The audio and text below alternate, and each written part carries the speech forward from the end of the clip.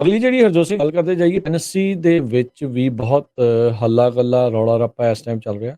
ਯਾਦ ਹੋਣਾ ਕੁਛ ਦਿਨ ਪਹਿਲਾਂ ਨੈਸ਼ਵਿਲ ਦੇ ਕਨਵੈਂਟ ਕ੍ਰਿਸਚੀਅਨ ਜਿਹੜਾ ਸਕੂਲ ਸੀਗਾ, ਉੱਥੇ ਇੱਕ ਡੈਡਲੀ ਮਾਸ ਸ਼ੂਟਿੰਗ ਹੋਈ ਸੀ। ਉਸ ਤੋਂ ਬਾਅਦ ਦੇ ਵਿੱਚ ਉੱਥੋਂ ਦੇ ਜਿਹੜੇ ਨੌਜਵਾਨ ਆ, ਉਹਨਾਂ ਨੇ ਕਾਫੀ ਜ਼ਿਆਦਾ ਪ੍ਰੋਟੈਸਟ ਕੀਤੇ ਆ। ਉਹ ਟੈਨੇਸੀ ਦੇ ਜਿਹੜੇ ਕਹਿ ਸਕਦੇ ਆ ਵੀ ਅਸੈਂਬਲੀ ਦੇ ਵਿੱਚ ਉਹਨਾਂ ਨੇ ਪਹੁੰਚ ਕੇ ਇੱਥੇ ਮੰਗ ਕੀਤੀ, ਪ੍ਰੋਟੈਸਟ ਵੀ ਜਿਹੜੇ ਹੋਏ ਵੀ ਕਾਨੂੰਨਾਂ ਦੇ ਵਿੱਚ ਸੋਧ ਕੀਤੀ ਜਾਵੇ। ਇਸ ਦੇ ਵਿੱਚ ਜਿਹੜੇ ਨਿਆਣਿਆਂ ਦੀ ਮੌਤ ਹੋ ਰਹੀ ਆ, ਉਹਨੂੰ ਕੰਟਰੋਲ ਹੋਣਾ ਚਾਹੀਦਾ ਆ।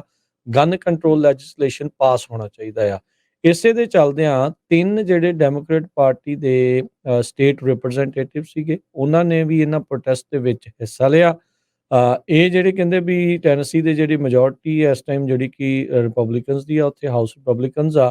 ਉਹਨਾਂ ਨੂੰ ਕਹਿੰਦੇ ਵੀ ਇਹ ਠੀਕ ਨਹੀਂ ਲੱਗੀ ਗੱਲ, ਕਹਿੰਦੇ ਵੀ ਰਿਪਰੈਜ਼ੈਂਟੇਟਿਵਸ ਦਾ ਇੱਦਾਂ ਪ੍ਰੋਟੈਸਟ ਦੇ ਵਿੱਚ ਹਿੱਸਾ ਕਾਇੰਡ ਆਫ ਨਹੀਂ ਲੈਣਾ ਚਾਹੀਦਾ। ਉਹਨਾਂ ਨੇ ਝੱਟ ਦੇਣੀ 3 ਰੈਜ਼ੋਲੂਸ਼ਨ ਜਿਹੜੇ ਉਹ ਪਾਏ, ਜਿਨ੍ਹਾਂ ਵਿੱਚ ਇਹ ਤਿੰਨੇ ਰਿਪਰੈਜ਼ੈਂਟੇਟਿਵਸ ਆ, ਉਹਨਾਂ ਨੂੰ ਅਸੈਂਬਲੀ ਚੋਂ ਐਕਸਪੈਲ ਕਰਨ ਦੀ ਸਿਫਾਰਿਸ਼ ਰੱਖੀ ਤੇ ਤਿੰਨੇ ਰੈਜ਼ੋਲੂਸ਼ਨ ਕਹਿੰਦੇ ਆ ਵੀ ਉਹ ਪਾਸ ਕਰ ਦਿੱਤੇ।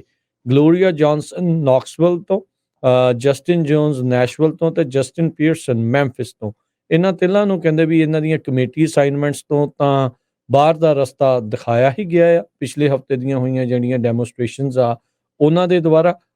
ਪਰ ਹੁਣ ਨਾਲ ਦੇ ਨਾਲ ਇਹਨਾਂ ਨੂੰ ਉਹਦੇ ਵਿੱਚੋਂ ਵੀ ਐਕਸਪੈਲ ਕੀਤਾ ਜਾ ਰਿਹਾ ਹੈਗਾ ਆ ਵੀ ਹਾਊਸ ਫਲੋਰ ਦੇ ਉੱਤੇ ਇਹਨਾਂ ਨੇ ਗਨ ਕੰਟਰੋਲ ਨੂੰ ਲੈ ਕੇ ਜਿਹੜੇ ਆ ਉਹ ਪ੍ਰੋਟੈਸਟ ਕੀਤੇ ਸੀਗੇ। 28 ਸਾਲਾਂ ਦੇ ਜਿਹੜੇ ਸ਼ੂਟਰ ਆ, ਜਿਹੜਾ ਕਿ ਟਰਾਂਸ ਸ਼ੂਟਰ ਦੱਸਿਆ ਜਾਂਦਾ ਆ, ਉਸ ਦੇ ਕੋਲ 3 ਬੰਦੂਕਾਂ ਸੀਗੀਆਂ। 152 ਗੋਲੀਆਂ ਜਿਹੜੀਆਂ ਇਸ ਹਮਲੇ ਦੇ ਵਿੱਚ ਉਸਨੇ ਚਲਾਈਆਂ, ਜਿਸ ਵਿੱਚ ਕਈਆਂ ਦੀ ਜਿਹੜੀ ਉਹ ਮੌਤ ਹੋ ਗਈ ਸੀਗੀ। ਤੇ ਉਸ ਤੋਂ ਬਾਅਦ ਦੇ ਵਿੱਚ ਇੱਕ ਵਾਰੀ ਫੇਰ ਮੁਲਕ ਭਰ ਦੇ ਵਿੱਚ ਇਸ ਦੀ ਚਰਚਾ ਜਿਹੜੀ ਉਹ ਚੱਲੀ।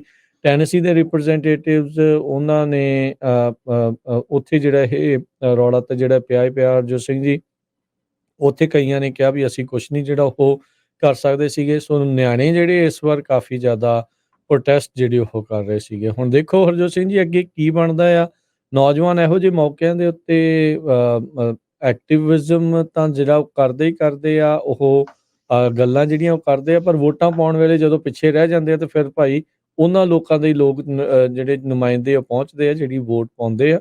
ਸੋ ਜੇ ਅਸਲ ਦੇ ਵਿੱਚ ਇਹ ਬਦਲਾਵ ਵੀ ਚਾਹੁੰਦੇ ਆ, ਚਲੋ ਪ੍ਰੋਟੈਸਟ ਵੀ ਕਰਨਾ ਹਰ ਇੱਕ ਦਾ ਅਧਿਕਾਰ ਆ, ਉਹ ਵੀ ਕਰ ਸਕਦੇ ਆ, ਸ਼ਾਂਤਮਈ ਜਿਹੜੇ ਉਹ ਰਹਿਣੇ ਚਾਹੀਦੇ ਆ। ਤੇ ਬਾਕੀ ਮੁੱਖ ਜਿਹੜੀ ਤਬਦੀਲੀਆਂ ਆ ਉਹ ਤੁਹਾਨੂੰ ਜਿਹੜੇ ਆਪਣੇ ਪਸੰਦੀਦਾ ਰਿਪਰੈਜ਼ੈਂਟੇਟਿਵਸ ਚੁਣ ਕੇ ਜਿਹੜੇ ਉਹ ਕਰਨੀਆਂ ਪੈਂਦੀਆਂ ਆ। ਸੋ ਇਹ 3 ਜਿਹੜੇ ਇਸ ਟਾਈਮ ਰਿਪਰੈਜ਼ੈਂਟੇਟਿਵਸ ਆ, ਉਹਨਾਂ ਨੂੰ ਬਾਹਰ ਦਾ ਰਸਤਾ ਜਿਹੜਾ ਉੱਥੇ ਦਿਖਾਇਆ ਗਿਆ ਆ ਗਨ ਕੰਟਰੋਲ ਪ੍ਰੋਟੈਸਟ ਦੇ ਵਿੱਚ ਹਿੱਸਾ ਜਿਹੜਾ ਉਹ ਲੈਣ ਦੇ ਲਈ। ਉੱਥੇ ਬਹੁਤ ਸਾਰੇ ਇਸ ਟਾਈਮ ਖਾਸ ਕਰਕੇ ਜਿਹੜੇ ਲੈਫਟ ਲੀਨਿੰਗ ਮੀਡੀਆ ਤੇ ਲੈਫਟ ਜਿਹੜੇ ਲੀਨਿੰਗ ਐਕਟਿਵਿਸਟ ਆ ਜਾਂ ਜਿਹੜੇ ਆਪਣੀ ਕਮੈਂਟਰੀ ਕਰਨ ਵਾਲੇ ਆ, ਉਹ ਕਹਿ ਰਹੇ ਆ ਵੀ ਡੈਮੋਕ੍ਰੇਸੀ ਦਾ ਉੱਥੇ ਘਾਣ ਹੋ ਰਿਹਾ ਹੈ।